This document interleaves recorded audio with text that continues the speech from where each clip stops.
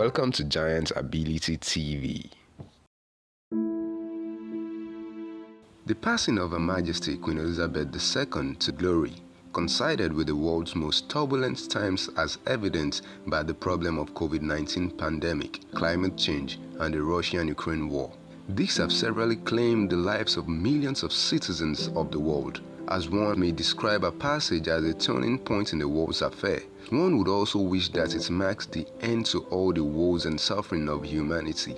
Wishes, they say, are not horses that a beggar could have ridden at will. The Russian-Ukraine war, many are ignorant of both the deeper and the precipitating cause, which can be summarized as desire for expansion of both the European Union and the North Atlantic Treaty Organization, as well as the Orange Revolution, which implies the desire and moves by the United States of America to convert governments of the whole world to democracy.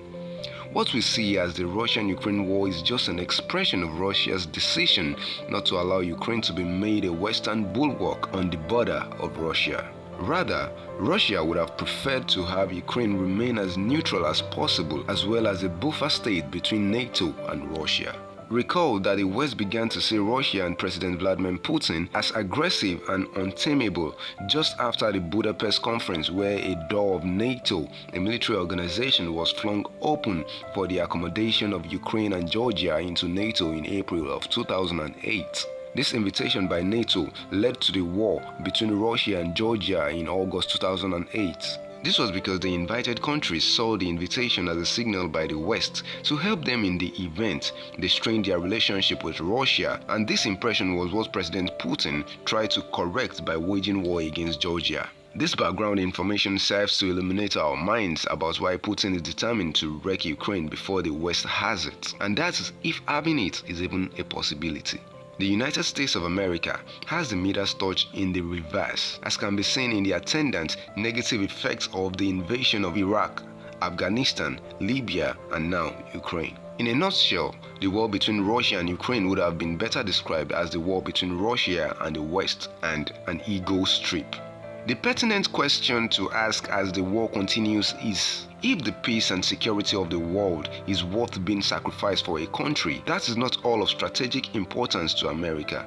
One may use one of the charters of the United Nations that disallows the use of military force and violence against a sovereign state like Ukraine, but reality has it that one can only live to defend the charters of the United Nations, but not dying for its sake.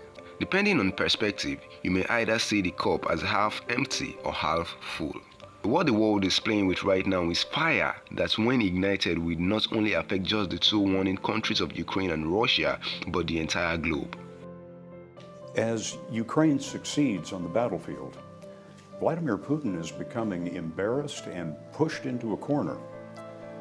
And I wonder, Mr. President, what you would say to him if he is considering using chemical or tactical nuclear weapons. Don't. It would change the face of war unlike anything since World War II. And the consequences of that would be what? What would the U.S. response be? Do you think I would tell you if I knew exactly what it would be? Of course I'm not going to tell you. It'll be consequential. They'll become more of a pariah in the world than they ever have been, and depending on the extent of what they do will determine what response would occur.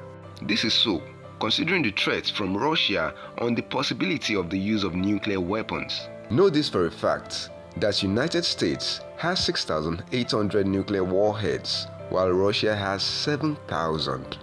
In the event that the two countries go into war, scientists believe that it will only take 100 nukes with the explosive force of the Hiroshima bombing to throw the whole world into a nuclear winter for years, with widespreading famine across the globe. Nuclear war will make the evils that we have seen in COVID-19 pandemic that's cost the world millions of lives be nothing. This is a food for thought in the choice that we make right now between supporting actions that escalate or de-escalate the war that is going on between Russia and Ukraine. Climate change, which is a serious and pressing global problem, which has received the attention of the world, is now being pushed to the back burner.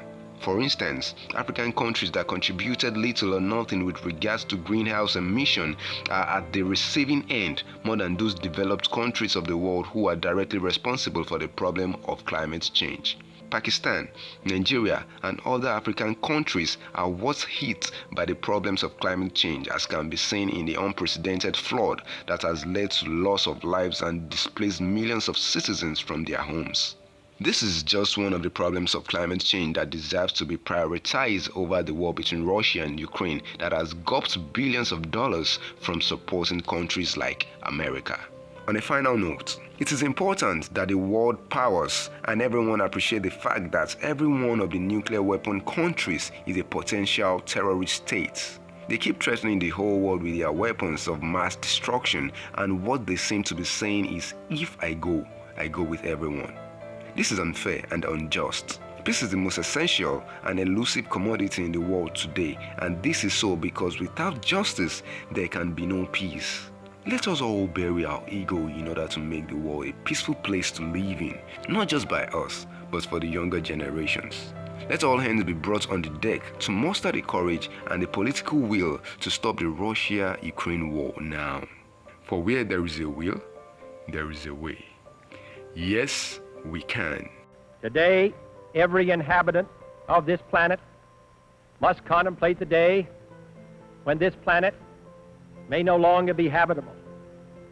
Every man, woman, and child lives under a nuclear sword of Damocles, hanging by the slenderest of threads, capable of being cut at any moment by accident or miscalculation or by madness. The weapons of war must be abolished before they abolish us.